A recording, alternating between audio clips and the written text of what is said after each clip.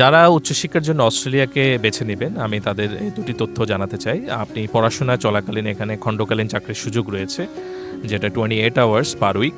আর পড়াশোনা শেষে আপনি 3 ইয়ার্সের পোস্ট গ্র্যাজুয়েশন ওয়ার্ক পারমিট পাবেন, এবং এই 3 ইয়ার্সের মধ্যে আপনাকে আপনার কর্মদক্ষতা এবং মেধার মাধ্যমে এখানে স্থায়ী হওয়ার যে প্রক্রিয়াটি, সেই প্রক্রিয়ার মাধ্যমে আপনাকে এখানে পার্মানেন্ট রেসিডেন্সের জন্য অ্যাপ্লাই করতে হবে।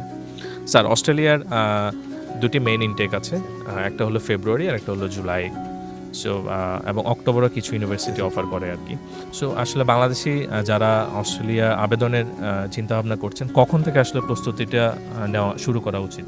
আমি বলবো যে 3 থেকে 4 মান্থস এগো এটা শুরু করলে ভালো হয়, কারণ হচ্ছে যে এখানে অফার লেটার থেকে শুরু করে ইমিগ্রেশন পারমিশন, ভিসা প্রসিডিউর সব কিছু মিলিয়ে, যদিও এখন অনলাইন ভিত্তিক ভিসার সিস্টেম, সব কিছু মিলিয়ে আমার 3 থেকে 4 মান্থসের একটা প্রস্তুতি নিলে ভালো হয় আর কি।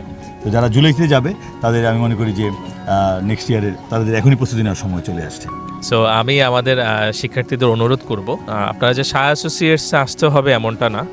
অবশ্যই আপনার যে কনসালটেন্ট, আপনি কনফার্ম করবেন যে উনি আপনাকে অ্যাডভাইস করার জন্য অস্ট্রেলিয়া এডুকেশন, অস্ট্রেলিয়ার ইমিগ্রেশন সিস্টেম এবং লাইফ ইন অস্ট্রেলিয়া নিয়ে উনি যথাযথ ওনার জ্ঞান রাখেন কিনা, যে যিনি আপনাকে অ্যাডভাইস করছেন। সেক্ষেত্রে কোয়ালিফাইড এডুকেশন কাউন্সিলর যারা, তাদের একটি পরীক্ষার মাধ্যমে তাদেরকে কোয়ালিফিকেশনটি অ্যাচিভ করতে হয়, এবং তারা যথেষ্ট পরিমাণে life in Australia, Australian education system, Australian migration policy, এগুলো নিয়ে তারা ধারণা রাখেন। সো এই ধরনের কাউন্সিলরকে বেছে নেওয়ার জন্য আমি অনুরোধ রাখবো, তাহলে আপনাদের প্রক্রিয়াটা হয়তো আরও সহজ হবে।